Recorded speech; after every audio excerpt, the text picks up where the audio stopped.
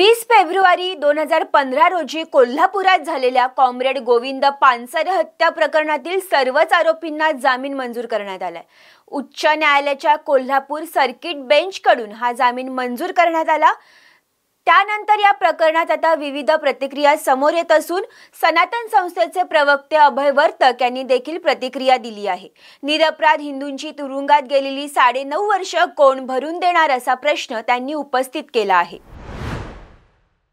दिवाळीच्या पूर्वसंध्येला सर्वच हिंदुत्ववाद्यांसाठी आनंद वार्ता आलेली आहे। कोल्हापूरच्या माननीय उच्च न्यायालयामार्फत डॉक्टर वीरेंद्रसिंह तावडे, अमोल काळे आणि शरद कळसकर या 3 हिंदुत्ववाद्यांना ज्या निरपराध तरुणांना पानसरे खटल्यामध्ये नाहक गुंतवण्यात आलेलं होतं, या तिघांचीही जामिनावर मुक्तता करण्यात आलेली आहे।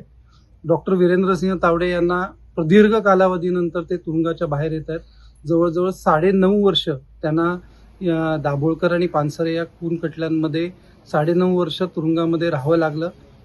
त्यांना पानसरे खटल्यामध्ये पूर्वीच खरं तर जामीन मिळालेला होता, पण दाभोळकर प्रकरणामध्ये त्यांची निर्दोष मुक्तता करण्यात आलेली होती। त्यानंतर काही कारणास्तव, काही दबावांमुळे त्यांना मिळालेला जामीन त्यांचा रहित करण्यात आला, म्हणून त्यांना पुन्हा तुरुंगात जावं लागलं। अर्थात या जामिनाला जो कॅन्सल करण्यात आलेला होता त्याला आव्हान माननीय उच्च न्यायालयामध्ये देण्यात आलेलं होतं।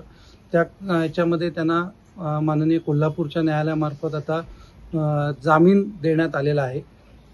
दिवाळीच्या पूर्वसंध्येला हा न्याय मिळालेला आहे। अर्थात एक प्रदीर्घ कालावधीनंतर मिळालेला न्याय किंवा उशिरा मिळालेला न्याय हा खरंच अन्यायच असतो आणि डॉक्टर तावडे त्यांचं एक मोठं उदाहरण आहे। सातत्याने माननीय उच्च न्यायालय, सर्वोच्च न्यायालय उच्च न्यायालयाला सांगतं की लवकरात लवकर खटल्यांचा निकाल काढा, पण याच्यामध्ये देखील डॉक्टर तावडेंना जवळजवळ 30 पेक्षा अधिक डेट्स मिळाल्या। विविध वेळेला याच्यामध्ये या न्यायालयाने त्या न्यायालयाने अनेक वेळेला त्याच्यामध्ये ऑर्डर्स रिझर्व करण्यात आल्या, परंतु अखेर विलंबानंतर का विना त्यांना आता न्याय मिळालेला आहे। दिवाळीच्या पूर्वसंध्येला मिळालेला आहे। सनातन संस्थेचे सर्वच साधकांना याच्याबद्दल आनंद होतोय। सनातन संस्था सातत्याने न्यायव्यवस्थेवरती आम्ही विश्वास ठेवून येतो। सातत्याने या विविध वकिलांनी डॉक्टर तावडे यांच्या पाठीशी उभे राहिले। उत्स्फूर्तपणे अनेक वकील याच्यामध्ये आले।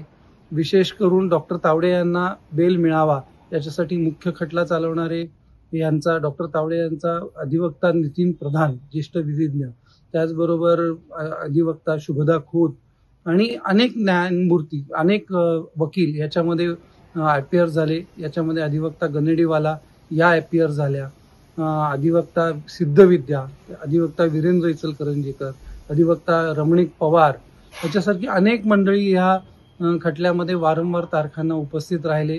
त्यांनी डॉक्टर तावडे, अमोल काळे आणि शरद कळसकर यांना न्याय मिळावा, जामीन मिळावा याच्यासाठी प्रयत्न केला। या सर्व वकिलांचे सनातन संस्था मनापासून अभिनंदन करते।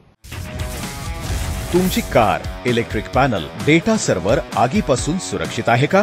नाही? मग आजच बसवा F protect temperature activated fire suppression device.